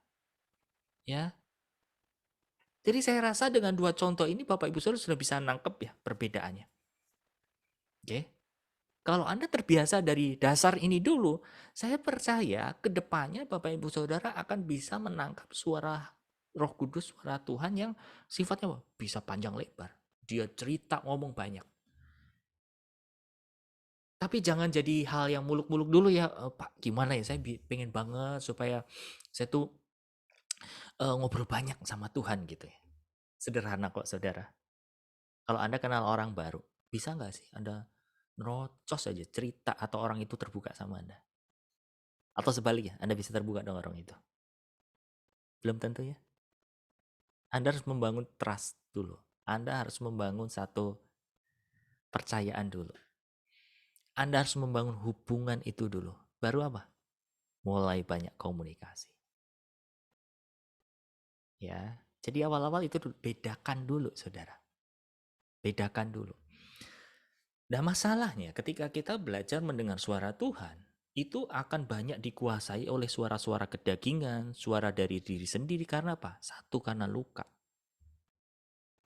Luka batin itu yang mengakibatkan kita susah untuk menangkap suara yang murni dari Tuhan. Yang kedua, karena apa? Kedagingan kita nggak kita salipin. Akhirnya apa? Banyak sekali keinginan-keinginan yang menguasai, sehingga ketika kita nanya sama Tuhan, Tuhan boleh atau enggak? Nah, suara itu didominasi oleh apa, saudara? Keinginan daging kita. Makanya ketika kita belajar mendengar suara Tuhan, paralel Bapak Ibu Saudara harus menyangkal diri. Dan firman dijadikan apa? Satu dasar. Dua-duanya sama-sama repot loh, saudara. Repotnya apa? Gini loh, kalau orang sudah terluka ya. Saya waktu itu diskus sama brother Semi sambil makan. Sore-sore dia tiba-tiba muncul di rumah saya. Minta kopi, ya udah saya buatin kopi. Nih kita makan keluar, ya udah makan. Waktu kita makan dia nanya, Om gimana cara bedain ya suara hati kita? Gini, ketika kita terluka, dengar suara Tuhan bisa terganggu gak? Oh pasti, pasti. Makanya biasanya kalau hati saya lagi nggak perform baik gitu, saya nggak terlalu apa ya, nggak terlalu fokus untuk hal yang besar dulu. Tapi lebih kepada untuk lukanya dulu nih, sembuh dulu. Karena ketika hati saya mulai dipulihkan, saya akan mendapat suara yang murni dari dia. Tapi kalau kita biarkan kita terluka, apa yang terjadi? Pasti banyak pembenaran di situ, saudara. Dan itu gawat. Akhirnya apa? Ayat yang tadi dikatakan di dalam 1 Yohanes 2:27 saya bacakan sekali lagi gini ya. Sebab di dalam diri kamu tetap ada pengurapan yang telah kamu terima dari Dia. Karena itu kamu tidak perlu diajar oleh orang lain. Nah, ini yang bisa dijadikan pembenaran. Akhirnya apa? Ya kan firmannya bilang kalau kita udah bisa dapat pengurapan dari Tuhan, kita juga diajar langsung dari Tuhan. Kalau gitu saya nggak perlu hamba Tuhan, saya nggak perlu belajar lagi. Karena apa? Tuhan udah bisa ngajar saya. Menarik diri. Nah ini yang gawat. Kenapa? Luka dibiarkan akhirnya memanfaatkan kebenaran untuk menjadi pembenaran diri sendiri. Ini tolong dicatat, saudara. Karena apa? Entah cepat atau lambat, saudara. Entah kita, entah orang lain, kita akan berhadapan. Betul enggak? Atau kita bahkan menghadapi sendiri. Tapi yang pasti di sini saya mau garis bawahi, saudara. Ketika hati kita melenceng, of course, itu hati yang kita dengar, suara hati nurani yang kita dengar, itu pasti akan campur-campur. Makanya gini, ketika kita lagi terluka atau kita lagi emosional, jangan ambil keputusan. Even itu Anda rohani-rohaniin gitu ya, misalkan gini, saya mau sabat dulu deh. Saya mau bilang, saudara. Sabatikal itu adalah, mungkin ada yang bertanya-tanya istilah sabat itu apa sih? Diambil dari bangsa Israel, dia dikhususkan untuk sabat atas tanah, sabat atas segala aktivitas, dan mengkhususkan waktu atau hari itu untuk Tuhan. Istilahnya diambil dari situ. Nah, sekarang korelasinya kepada kita apa? Kadang kita perlu nggak sih sabat? Perlu. Di mana kita mengambil keputusan, menarik diri dari segala rutinitas, baik itu pelayanan, baik itu pekerjaan, untuk apa, saudara? Anda intim dengan Tuhan. Perlu itu. Itu yang dilakukan oleh siapa, saudara? Orang-orang yang dipakai Tuhan, termasuk siapa? Musa. Musa itu ketika dia ke Gunung Horeb, dia itu lagi sabat. Dia mempercayakan kepemimpinan bangsa Israel kepada Harun, entah kepada Yosua. Dia naik ke atas gunung untuk apa? Hadap-hadapan dengan Tuhan untuk menangkap isi hati Tuhan. Tapi jangan pernah dipakai alasan sabat karena apa? Sedang terluka. Kalau sedang terluka, udah nggak usah pakai istilah sabat deh. Minggir dulu.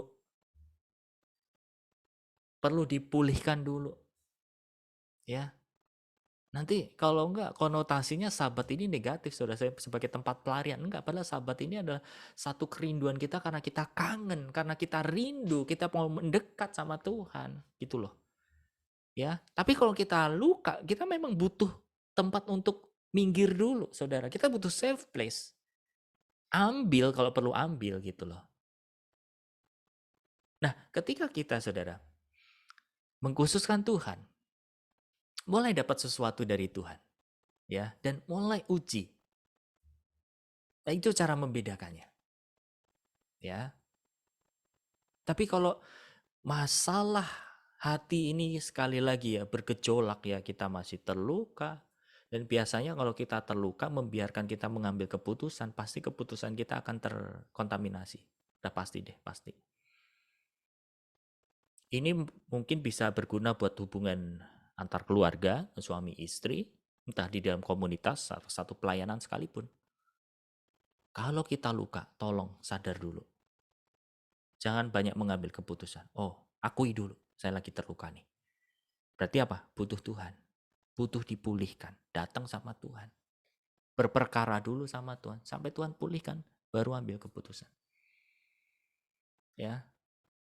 Jadi pada saat kita terluka, jangan mengambil keputusan. Saat kita emosional, jangan ngambil keputusan. Nanti yang jadi kayak siapa? Kayak Musa.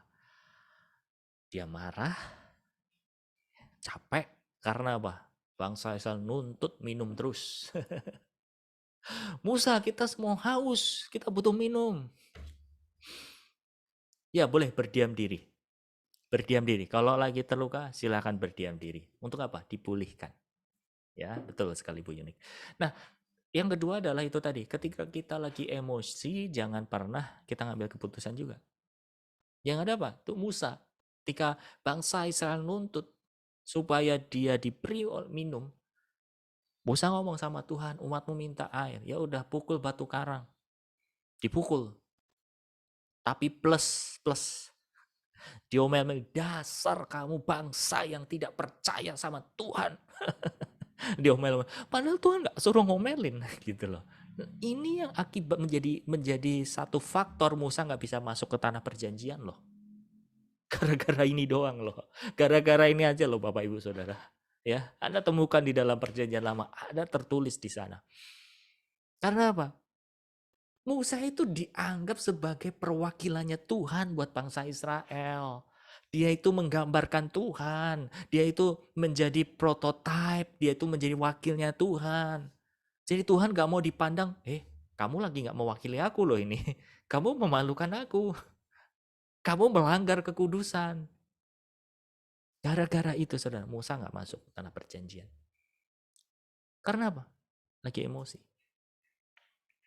Ya, itu yang kedua. Yang ketiga, saya tambahkan, yang ketiga adalah Jangan mengambil keputusan kalau Anda lagi terpikat atau terikat sama satu keinginan yang kuat. Wah, itu susah. Kalau ditanya apakah saya pernah? Pernah, sering. Kalau saya udah pengen banget gitu ya. Setiap kali tutup mata, doanya itu aja gitu. Tuhan, boleh ya Tuhan, boleh.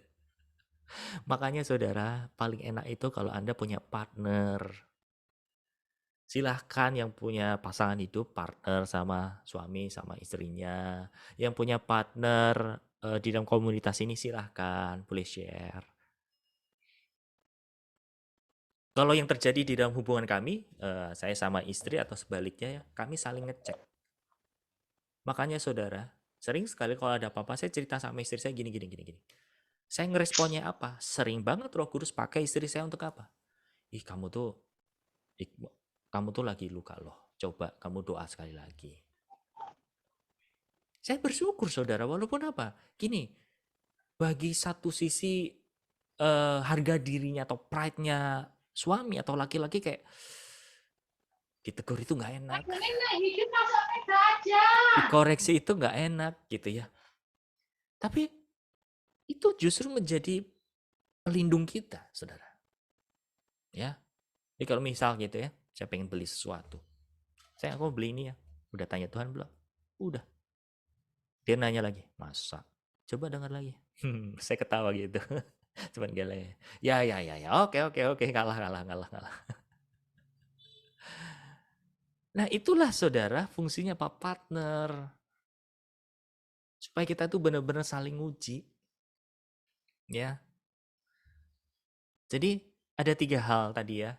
Jangan pernah kita terburu-buru untuk mengambil keputusan atau coba dengerin suara Tuhan ketika kita lagi terluka. Yang kedua, kalau lagi terluka boleh sih dengerin buat diri kita, boleh. Tapi jangan untuk mengambil keputusan, jangan untuk nubuat orang, jangan. Atau untuk nasihatin orang, jangan. Itu pasti nggak murni. Ketika kita lagi terluka, satu. Yang kedua, ketika kita lagi emosi atau lagi marah. Yang ketiga, ketika kita lagi terpikat sama sesuatu, pengen banget. Karena pasti suaranya kan itu terus. Itulah sebabnya Bapak Ibu Saudara. Ketika Bapak Ibu Saudara dalam satu pergumulan, Anda sedang bertanya sama Tuhan. Bahwa dalam doa, rasanya kok Tuhan belum jawab ya? Kok Tuhan nggak jawab-jawab ya? Tuhan tuh maunya sebenarnya apa sih? Sebenarnya apa? Di dalam hati nurani kita ada berisik.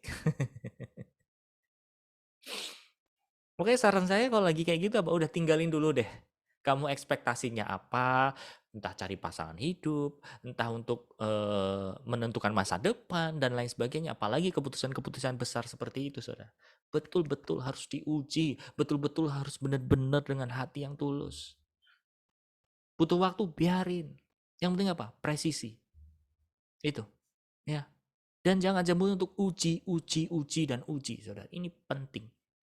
Beberapa waktu lalu saya udah bagikan buat saudara semua, istri saya lagi berdoa untuk minta jawaban Tuhan supaya apakah dia lanjut atau enggak di dalam pekerjaannya. Kami sampai berdiam diri.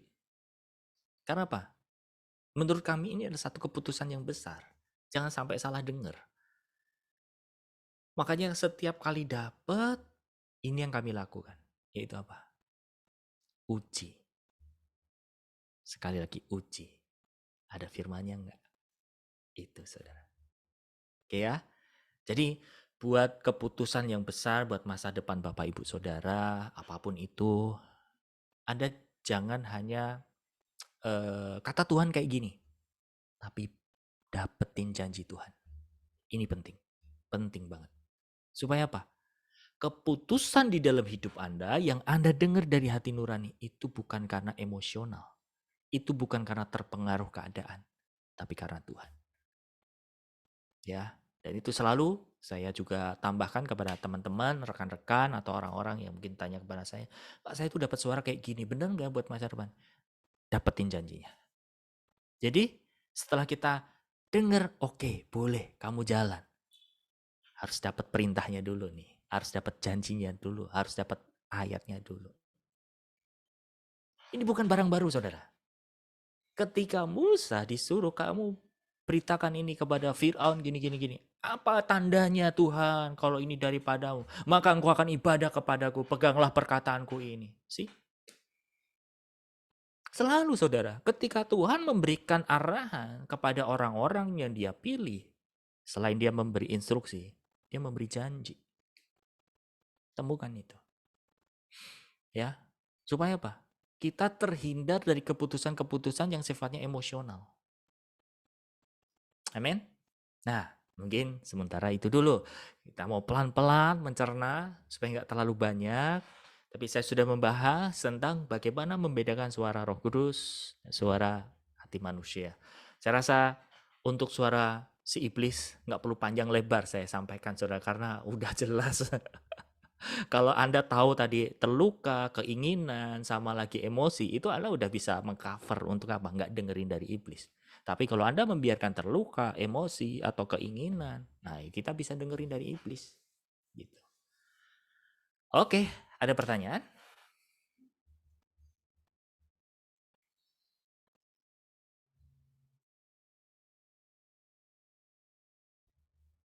Halo, Saya Pak, satu lagi Pak. Bu Eva, silakan Bu.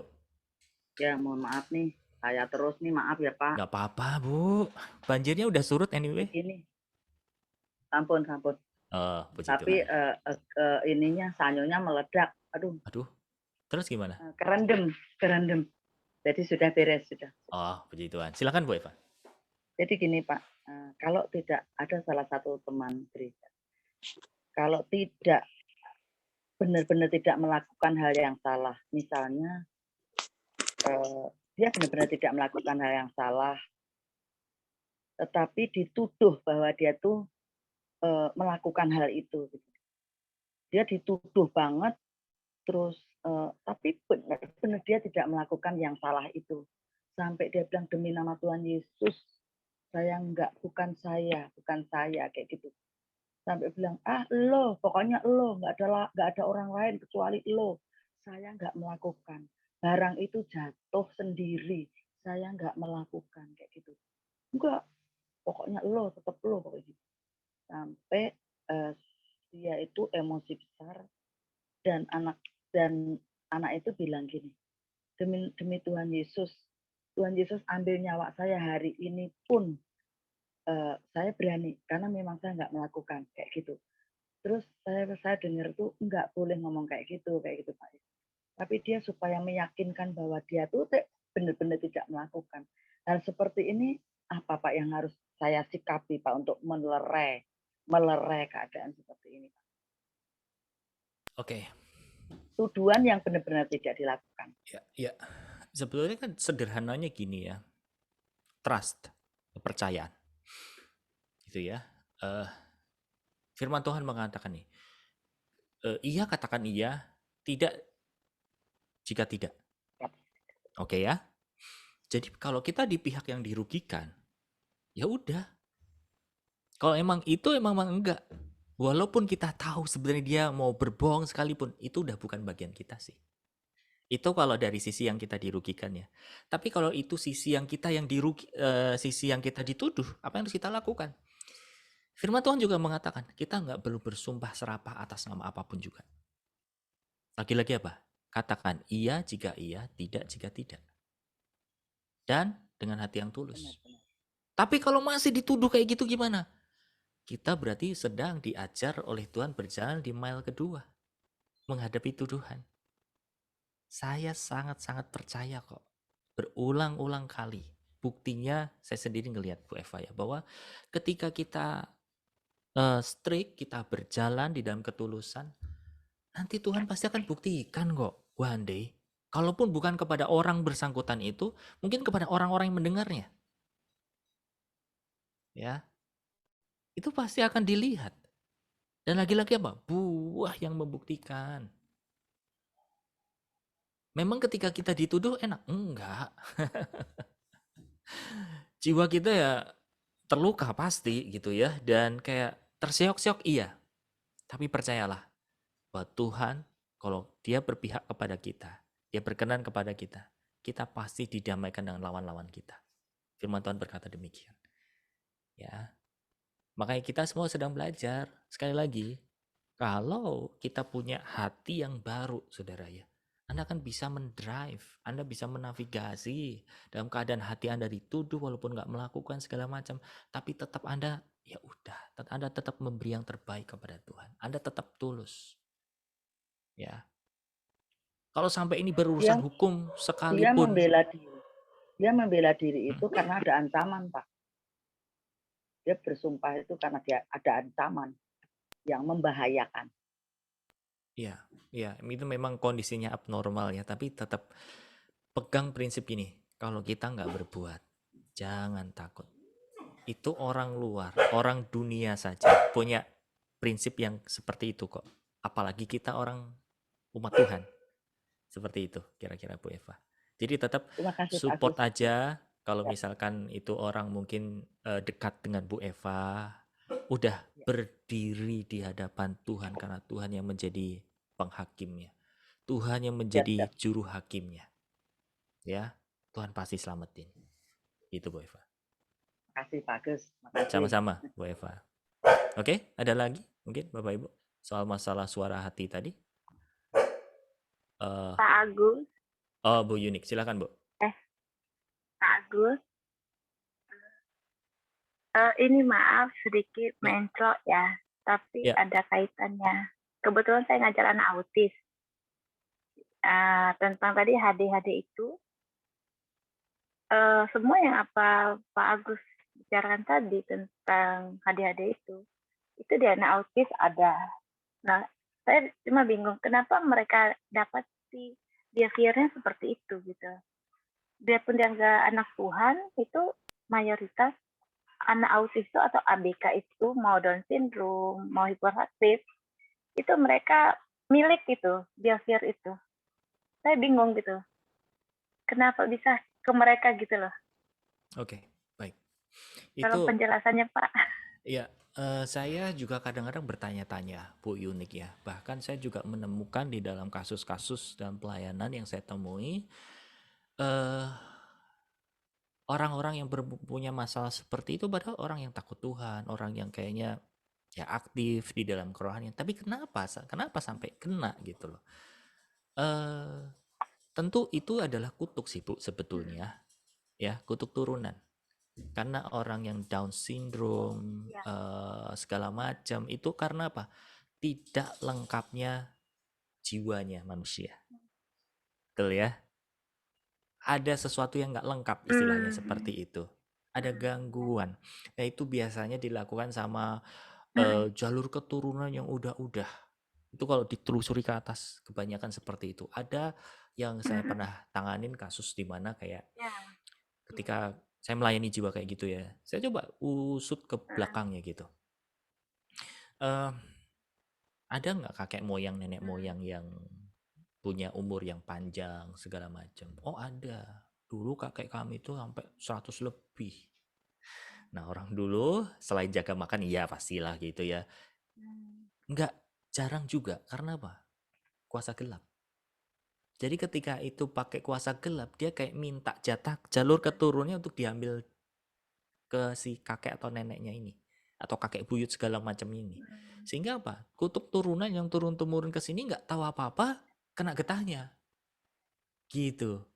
Itu satu. Yang kedua, kalau itu sampai terjadi gimana? Bukankah kita sudah diselamatkan? Berarti Tuhan punya satu rencana. Tuhan punya satu kedaulatan. Ya. Kalau itu sampai harus terjadi, Tuhan punya perkara besar. Benar Pak. Saya ini cuma bersaksi ya Pak. Dulu aku pernah ketemu Jawa Cina. Aku punya murid CV namanya. Jadi cacat fisik. Dia nggak bisa jalan. Tapi secara manusiawi dia udah berusaha berobat ya. Kesana sini itu saya kebetulan di gereja bersaksi kalau saya ngajaran autis banyak mujizat. Tapi saya cuma berkata begini doang. Dalam nama Yesus. Karena aku dengar Roh Kudus bilang, kamu pegang kakinya. Terus kenapa Tuhan? Nah dia di situ diikat. Katanya gitu. Terus saya pas ngajar itu di kamar. Nah kamarnya ada lemari, tapi lemari tidak pernah dibuka gitu loh. Terus aku gini, cuma nanya, mamanya mah ini lemari apa? Saya gitu. Cuma saya gitu nggak tahu ngomong, rupanya di situ ada keris. Keris itu mereka mandiin. Makanya mereka ya secara materi luar biasa ya Pak ya. Terus aku bilang gini, Tuhan kenapa? Nah, kamu doain aja kakinya dalam nama Yesus lepas kutuk nenek moyangnya. Terus aku bilang, sama Uti, bisa nggak buka lemari? Aku bilang gitu. Loh, kenapa Miss katanya? Kayaknya ada sesuatu deh di sini. Boleh nggak? Terus baru mama cerita. Ya benar Miss, ini ada keris eyang dulu, tapi dianukan ke mama ke saya gitu loh. Jadi di sini taruh, tidak boleh dipegang-pegang, tidak boleh dibuka. Tapi ada satu masa berinting saya dalam Yesus. Ada masanya harus dimandiin gitu loh. Sehingga buat apa Mas? Aku bilang, Mama mau yang ini, apa mau anak? Aku bilang gitu kan. Ya. Kalau Mama mau anak, saya terus ajari anaknya, tapi kalau enggak saya berhenti, aku bilang gitu kan. Karena mungkin kalau aku bilang itu dibuang dulu, ini baru jalan, aku bilang gitu. Ya. Benar, dia tanya mamanya, mamanya kebetulan Muslim, mereka juga baru terima Yesus ya, baru terima Yesus mamanya ini. Terus tanya mamanya, benar dia buang, lepas, saya nggak tahu Tuhan baik, saya kasihnya urapan aja kaki ya dalam nama Yesus, ini kaki untuk jalan pergi ke rumah Tuhan Yesus. Saya ketemu benang segini di kaki itu anak itu langsung jalan lompat, darahmu Yesus. Saya nangis bahagia, nangis sukacita. Anak itu terus lari ke saya, meluk saya. Miss nikah. Aku berhenti. Pergi ke mama, jalan nak. Pergi ke mama yuk. Gitu. Mamanya kaget. Darah Yesus mengalir saya berdiri. Mamanya kaget loh. Kaget dia naik jalan, nggak pakai tongkat lagi. Biasanya pakai tongkat yang itu loh Pak, yang petok gitu toh, jalan pegangan gitu. Kan secara manusiawi dia udah ke dokter A, B, C, D itu terapi dan sebagainya udah.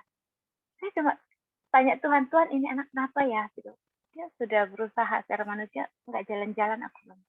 Nah itu dia relakan, korbankan, terus keluarkan. Tuh kalau enggak saya bilang saya nggak mau pegang, aku bilang gitu. Ternyata ya benar Pak. Sebagian anak autis itu ternyata ada kutuk nenek moyang gitu. Saya kalau cuma doakan begitu aja, kalau nggak bisa ngomong itu saya cuma doakan lepas gitu. Kutuk nenek moyang mereka bisa ngomong gitu. Aku bilang luar biasa. Mau Pak, saya cuma bersaksi kalau seperti yang kata Pak Agus tadi bilang itu kutuk nenek moyang ada gitu loh. Jadi saya dapat itu di anak-anak autis saya, anak ABK mau Down syndrome, mau itu hiperaktif.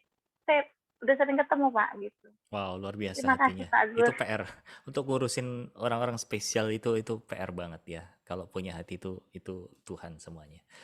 Saya tambahkan satu sebelum kita tutup dalam doa. Amin. Ketika gini ya, kita ketemu satu kasus yang terjadi dari anaknya, di masalah di anaknya, kalau itu nggak kunjung-kunjung selesai, berarti maksud Tuhan apa? Sudah tentu dan pasti Tuhan mau supaya orang tuanya ini mendekat sama Tuhan. Sering sekali saya temukan kasusnya adalah ketika anaknya punya masalah, orang tua bilang, Pak tolong doain anak saya itu begini, tolong dong bantu supaya anak saya itu bertobat, supaya anak saya itu pulih. Tahu nggak saudara? Tuhan berperkara bukan hanya kepada anak, orang tuanya dulu. Tapi kalau misalkan kita sebagai anak dipertobatkan secara langsung sama Tuhan, itu beda cerita. Ya, itu adalah kasih karunia Tuhan pasti gitu loh. Cuman kalau Bapak Ibu Saudara ketemu kasus-kasus seperti itu, ya nggak bisa cuman anaknya dituntut bertobat. Mulai dari mana? Orang tuanya. Ya, beberapa orang hampir mungkin yang belakangan datang gitu ya untuk konseling, anak saya gini Gus, ini gini, ngedrugs lah, narkoba lah, anaknya antisosial, dia pengennya main internet terus segala macam. Setelah saya ngobrol-ngobrol sama orang tuanya, dia kan gini, saya mulai dari pertobatan saya dulu ya. Saya ceritakan tentang saya bahwa tahu nggak, saya itu bisa bertobat karena apa? Ibu saya rajin. Dia terus cari Tuhan. Pulang-pulang, saya pulang ke rumah, saya ditumpangin tangan, didoain, diberkati. Akhirnya apa? Saya ketemu Tuhan, saya ngalamin Tuhan. Kita nggak bisa memaksa orang bertobat hari ini secepat-cepatnya, nggak bisa. Berarti belum waktu Tuhan. Nah, waktu Tuhan itu tergantung dari kita juga. Kita mau merespon apa? Tapi yang jelas, kalau kita datang untuk mempertobatkan orang lain, mulai sekarang diubah. Kita dulu yang datang kepada Tuhan. Kan firman-Nya jelas mengatakan jika satu orang bertobat maka seisi rumah diselamatkan. Lah, bukannya saya udah bertobat, Pak. Tunggu dulu. Bertobat menurut siapa? Menurut Anda? Menurut Anda sudah baca Alkitab? Menurut Anda sudah aktif? Ini nggak selesai sampai di situ. Kita benar-benar naik ketemu sama Tuhan. Kalau Anda sudah ketemu sama Tuhan, satu persatu, ini Tuhan panggil. Ya. Jadi itu menjadi alat kita, Bapak Ibu Saudara. Kadang kita fokus hanya kepada hasil. Tapi Tuhan mau prosesnya. Ya.